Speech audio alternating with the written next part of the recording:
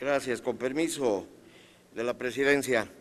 El 28 de enero de 2004, en el Diario Oficial de la Federación, se publicó el decreto por el que se reforman y adicionan diversas disposiciones de la ley que crea el fideicomiso que administra el Fondo para el Fortalecimiento de Sociedades y Cooperativas de Ahorro y Préstamo de Apoyo a Ahorradores.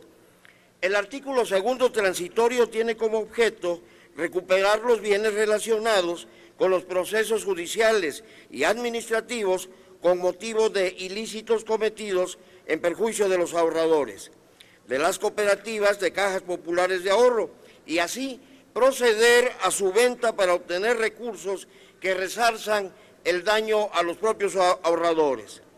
Los diputados ciudadanos entendemos como un acto de estricta justicia la recuperación del patrimonio de los ahorradores defraudados. Por eso, no podemos estar de acuerdo con la propuesta del Ejecutivo Federal de que en el 12º párrafo del artículo 1 de la ley en comento se diga que el producto de la enajenación de los derechos y bienes decomisados o abandonados relacionados con los procesos judiciales y administrativos señalados, primero se destinen a cubrir los gastos de administración que eroguen los entes públicos federales y después al resarcimiento de los ahorradores afectados. Esta situación es del todo injusta y poco afortunada, pues la prioridad debe ser el patrimonio de los ahorradores y no la burocracia. Por tanto, se propone que primero se destinen los recursos a reparar el daño a los defraudados y después a cubrir los gastos de administración. Reserva por la que se reforma el último párrafo del artículo 1 del dictamen de la ley en comento. Las condiciones de la economía del país son adversas y poco prometedoras. La economía nacional se encuentra en franco estancamiento, la estabilidad macroeconómica pende de un hilo, el peso pierde cada vez más terreno frente al dólar y los bajos precios del petróleo seguirán siendo una constante. En tanto, se le sigue apostando a la deuda para solventar los ingresos. El asunto de la deuda pública de las entidades federativas y municipios no es un tema menor, es un foco rojo alarmante. Se trata de una bomba de tiempo cuyas consecuencias son muy peligrosas. Al cierre de 2014, la Secretaría de Hacienda señaló que la deuda de los estados y municipios ascendió a 509.690 millones de pesos. Es del conocimiento público la auténtica situación de franca quiebra de varias entidades y muchos municipios que en ocasiones no disponen de liquidez ni para cubrir los gastos de nómina, situación a la que han llegado por excesos de distintos órdenes y por ausencia de controles efectivos.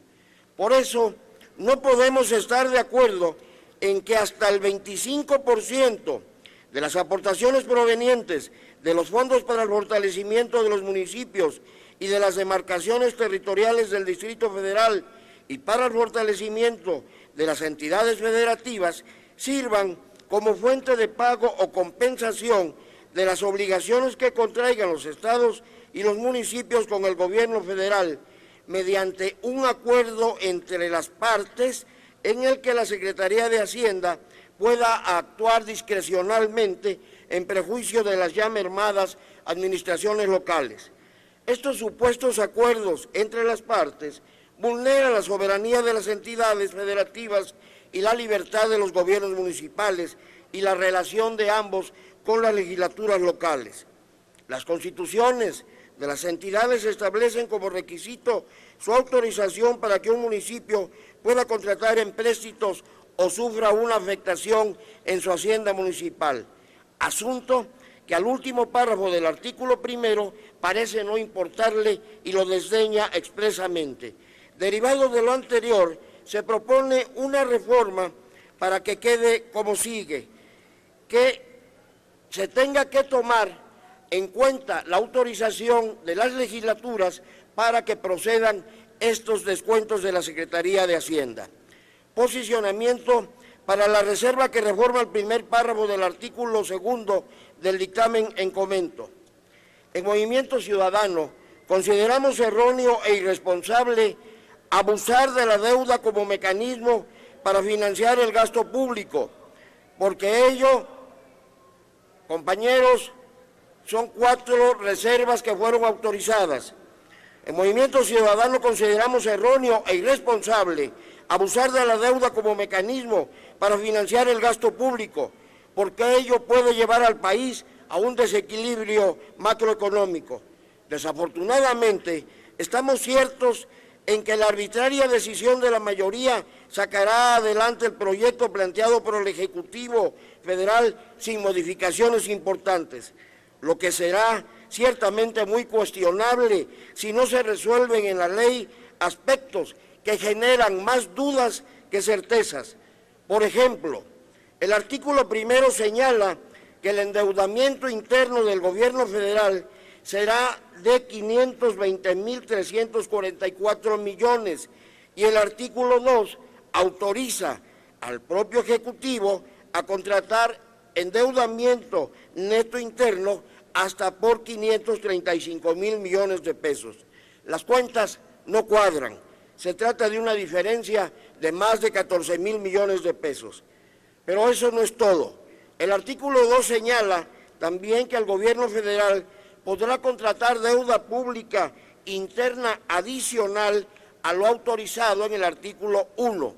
En estos términos, el monto real de la deuda pública interna puede llegar a ser mayor a lo establecido si aprobamos el artículo 2 en los términos propuestos por el Ejecutivo. Por ello, en Movimiento Ciudadano proponemos reformar el primer párrafo del artículo 2 para que el monto máximo de endeudamiento interno sea el que se propone en primer término en el artículo 1, es decir, de 520.344 millones, y además eliminar la posibilidad discrecional que le otorga este artículo al Ejecutivo Federal para contratar obligaciones de deuda pública adicionales a lo autorizado. Termino con la reserva que adiciona la fracción décima bis, una fracción décima bis al apartado A del artículo 16 del dictamen en cuestión.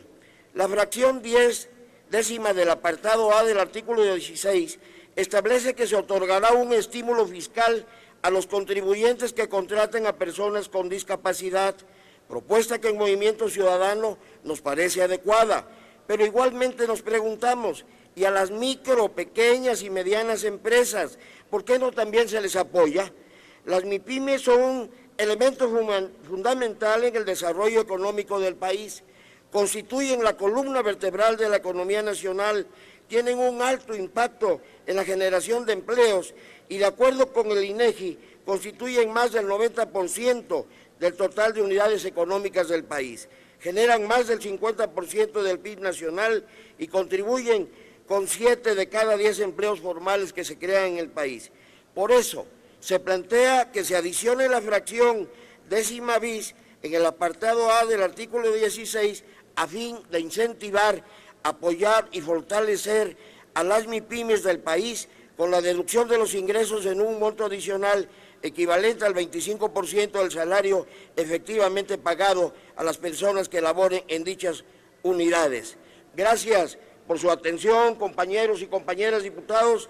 Acudo a su responsabilidad ciudadana y también a su conciencia de representantes. Votemos por México. Gracias.